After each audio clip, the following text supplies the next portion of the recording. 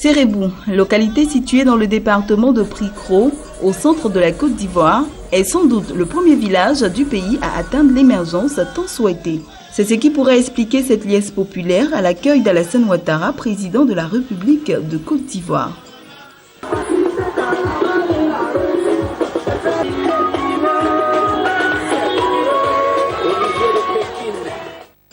Ce 2 septembre 2015, le chef de l'État est venu inaugurer le pont Bassawa-Sérébou.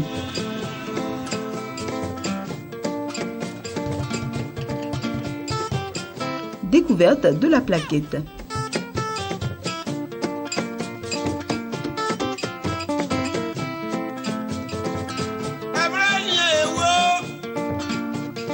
Coupure symbolique du ruban.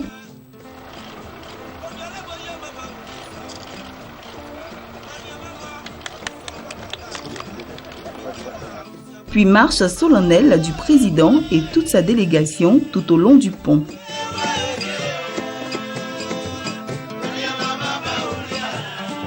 Il s'agit d'un pont routier à poutres sous-chaussée de 152 mètres de longueur, à double voie avec 7 mètres de largeur et 1 mètre de trottoir de chaque côté.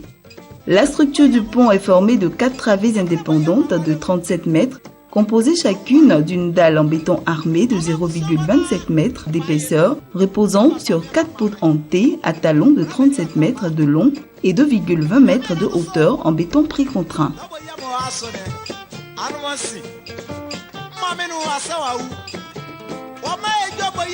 Les voies d'accès au pont sont respectivement longues de 1300 mètres côté Sandégué et 1500 mètres côté Sérébou. Une section de 650 mètres du raccordement est revêtue notamment 150 mètres du côté Sandégué et 500 mètres pour la traversée du village de Sérébou.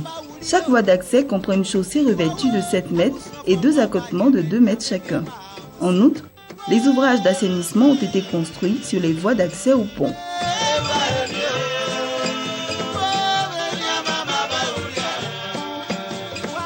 C'est cet ouvrage exceptionnel pour la localité de Sérébou que le chef de l'État ivoirien et toute sa délégation ont pris plaisir à parcourir. Aux côtés du président de la République, le Premier ministre Daniel Kablan-Duncan et plusieurs membres du gouvernement ont pris part à la marche inaugurale. Le chef de l'État a dit toute sa satisfaction pour le travail accompli. Un sentiment de joie et je suis très heureux. Je félicite d'abord tous ceux qui ont contribué à réaliser ce pont, le Premier ministre, le ministre des Infrastructures, tous les membres du gouvernement, les financiers, l'entreprise, les présidents de région, tous ceux qui ont suivi ce projet, les ministres de la région, tout le monde s'est impliqué. Et surtout, nous avons pu le faire 1 mois avant le délai de livraison, ce qui est tout de même très heureux. Et donc, je suis très heureux pour la population. Grâce à ce pont, désormais, tous les chemins mènent à Sérébou, car il relie 4 grandes régions du pays. L'Ifou, le Gontougo, le Béké et le Hambol, d'où la satisfaction de Patrick Hachi, ministre des Infrastructures économiques. Ce pont est un pont carrefour. Il est important non pas par la longueur du pont, il est important non pas au titre de l'investissement, il est important parce qu'il se trouve à un carrefour géostratégique du pays, qui relie les intérêts économiques de 4 régions que sont le Béké, le Hambol, l'Ifou et le Gontougo. Il permet de relier le centre de la Côte d'Ivoire à l'est de la Côte d'Ivoire. Aujourd'hui, pour aller pratiquement de Bouaké à Bondoukou, le chemin le plus court et le plus facile serait de descendre jusqu'à Abidjan pour reprendre toute la route de l'Est pour monter jusqu'à Bondoukou. C'est cela plus de 6, 7, 8 heures de route. Avec ce pont et l'axe principal qui a été réhabilité, c'est à peine quelques heures qu'on prendrait pour rejoindre le centre et l'Est de la Côte d'Ivoire. Les populations des régions de l'Ifou, le Gontougo, le Béké et le Hambol ont manifesté par leur forte mobilisation tout leur intérêt pour la réalisation du pont Bassawa-Sérébou. Il faut retourner sur le pont Sérébou-Bassawa pour comprendre le lien émotionnel que les populations entretiennent déjà avec leur nouveau pont. Chacun veut immortaliser son passage. Je tire des photos parce que le travail qui a été fait vraiment, c'est un bon travail. Parce qu'avant, les parents prenaient la bague pour traverser le fleuve Koumoui. Et aujourd'hui, vraiment, tout le monde est satisfait. Donc, il faut un bon souvenir pour les enfants. Ce qui frappe dans l'importance de ce pont, c'est justement son impact économique. Parce qu'il permet la traversée du fleuve Comoé, il réalise donc une liaison directe des régions environnantes. Une aubaine pour les producteurs et autres commerçants. La zone, on le sait, est réputée pour son activité agricole.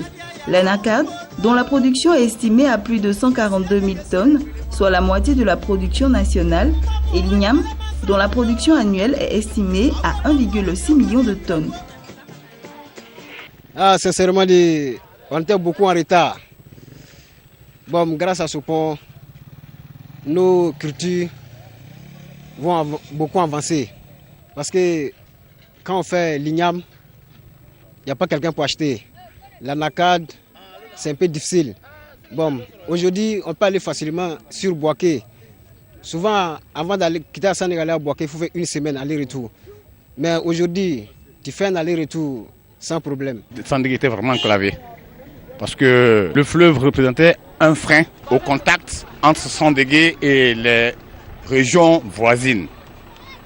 Vous voyez, il fut un moment où le bac ayant été endommagé, c'est par les pirogues qu'on traversait. Et à quel prix? Nous allons faire des commerces. Il y a une grande route dessus. Nous allons partir à Boaké. Si on veut, c'est retour le même jour. Vraiment, nous sommes heureux. Nous sommes très contents et fiers de le président Alassane Ouattara. On le salue très bien. Au-delà de l'aspect économique, le pont Massawa-Sérébou réunit des peuples. C'est en tout cas la vie des fils de la région pour qui l'ouvrage contribue à rapprocher les populations et développer des liens de solidarité. C'est un grand pont appelé pont de la fraternité qui va nous unir à nos frères de l'autre côté, c'est-à-dire du Ifou, du Hambol et du Béké. Pour nous, c'est très important. Nous disons merci au président de la République. Nous sommes tous alliés, région du Gontougo, région du Hambol, région du Ifou et région du Béké. Et je pense que ce pont va encore resserrer davantage les liens qui étaient avant. Et je pense que nous ne pouvons que dire merci au chef de l'État qui a pensé à nous en faisant ces choses. Si à tout moment les peuples peuvent se brasser, nous avons repris le chemin de la paix. Tout ça, c'est pour aller vers la paix. Vous vous fréquentez, vous échangez, vous parlez. Inéluctablement, vous participez à la paix. Le pont Massawa-Sérébou uniquement a coûté 5,5 milliards de francs CFA. À cela, il faut ajouter les infrastructures sociales de base ainsi que le traitement de 470 km de pistes rurales connexes au pont sur l'axe Tanda-Boaké. Au total, le projet aura coûté 10,8 milliards de francs CFA conjointement à l'État de Côte d'Ivoire et à la Banque mondiale. Les travaux ont été exécutés par un groupement portugais sous la supervision de la cellule coordination du PRICI, projet d'urgence de renaissance des infrastructures de Côte d'Ivoire, appuyé par l'AGEROUTE et le LBTP. Le pont Massawa-Sérébou a complètement changé le visage du village qu'il abrite. Sérébou, à travers les réalisations sociales de base qu'il a créées. Ce vendredi 2 septembre restera dans les annales de la communauté musulmane de la localité.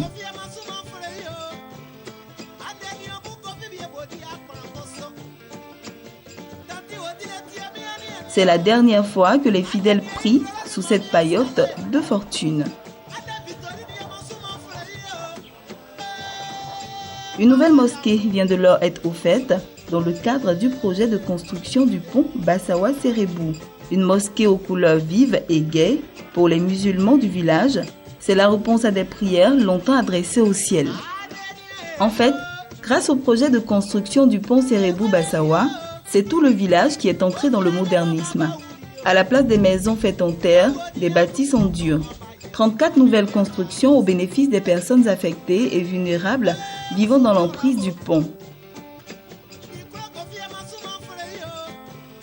On leur dit merci de nous avoir construit des vraies maisons, quoi. Parce qu'avant, c'était avec des briques en banco. Et maintenant, c'est briques en dur. Donc, on peut dire qu'on est content, on est très fiers de...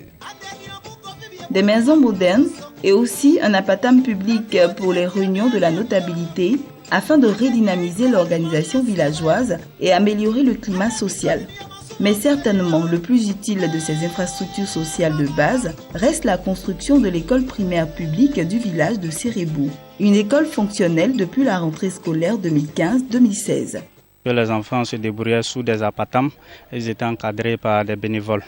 Et c'est cette année, en tout cas après l'achèvement de l'école, ils ont eu à affecter 4 enseignants, 2 hommes et 2 maîtresses. Nous avons 2 bâtiments de 3 classes, plus un bureau, une cantine avec des latrines enseignants et latrines élèves, avec des logements maîtres également.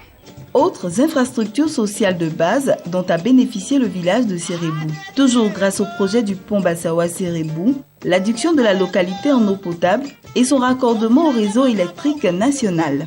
Il est bon de rappeler que la réalisation du pont Sérébou-Bassawa pour le franchissement du fleuve Komoué est initiée par le gouvernement dans la partie est de la Côte d'Ivoire dans le cadre du projet désenclavement et appui à la commercialisation de la production agricole du PRICI, projet d'urgence de renaissance des infrastructures de Côte d'Ivoire. À l'aube de l'indépendance, les premières routes qui ont été construites ont servi donc à drainer l'ensemble des productions agricoles vers le port d'Abidjan. Donc nous avons prioritairement développé les routes nord-sud et également, donc, vu les difficultés pour traverser les grands fleuves, notamment la Komoué, le Sassandra, le Nzi, etc.